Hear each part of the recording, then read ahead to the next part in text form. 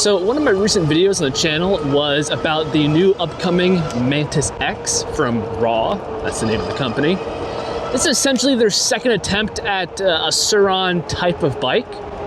The first attempt, the regular Mantis, it was a valid attempt, but it certainly didn't change the market.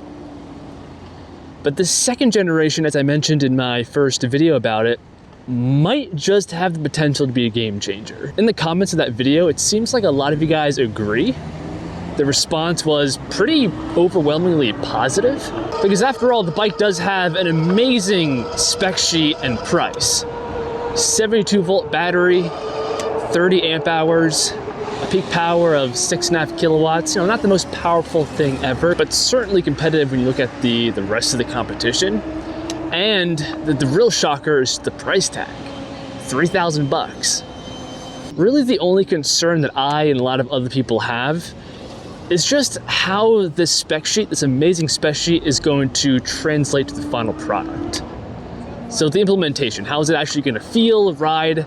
And for that, we need to get the bike in hand, review it, and see how it actually is. And hopefully it lives up to these high expectations we have based off of the spec sheet. And to that end, after I made the video, I did reach out to the company, and it appears as of right now that we will be getting a demo sent to the channel in about a month's time. So if you're excited for this bike and you wanna see how it actually is with a fair, unbiased review, I'm not gonna be paid or anything like that to review the bike, I'm just getting my hands on a demo unit. Make sure you subscribe to the channel. In about a month's time, hopefully, if everything goes to plan, we will have a full review of the new Mantis X on this channel. But for now, in this video, I want to go into a bit more detail on why this bike is so exciting and has so much potential. So this thing is categorized as an emoto, a mid-drive motor, super athletic build, of course, full suspension, and just generally a huge blast to ride.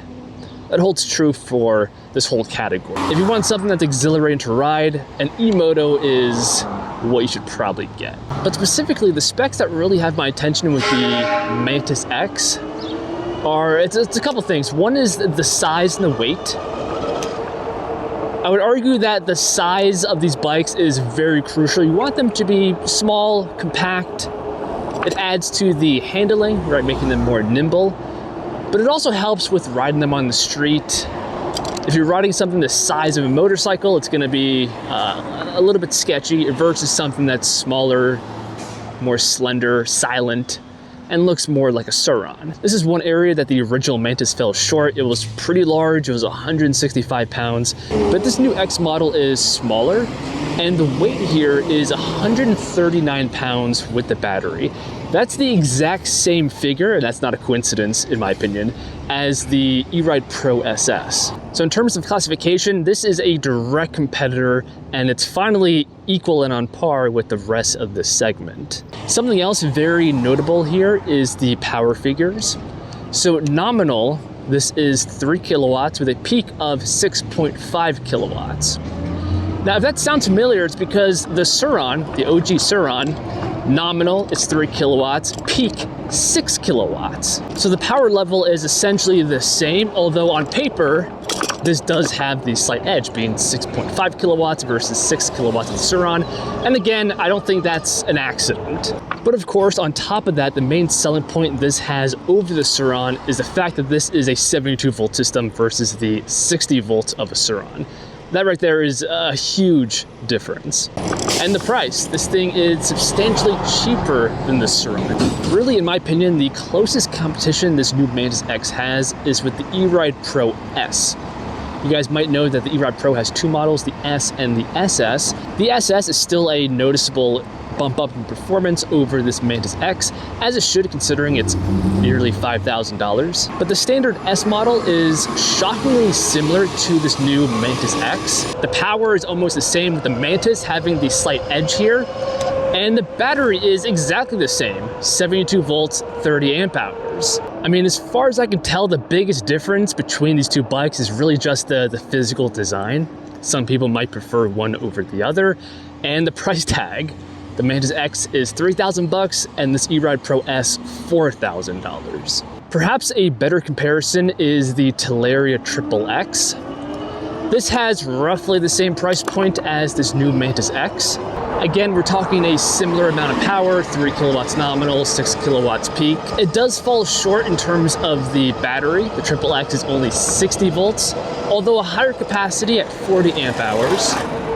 But still, that's a net negative in my opinion versus the 72 volt, 30 amp hour found in the Mantis X. But I think the Talaria does have the advantage in terms of the size. It is smaller, more slender, only 125 pounds. And potentially most critically of all, it does have the option for a pedal kit, which a lot of people might appreciate. It helps it to straddle that line between emoto and e-bike more efficiently. So essentially with the XX, you have to ask yourself, are you willing to give up 72 volts in exchange for a pedal kit and a smaller, more inconspicuous bike? But overall, you can see how essentially every bike between the Talaria X3 and the top-of-the-line E-Ride Pro SS has essentially become irrelevant by this Mantis X if it can live up to its expectations.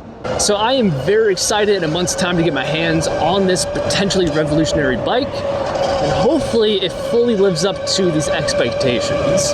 But make sure you guys subscribe to see that video in about a month's time, and I'll see you guys in the next one.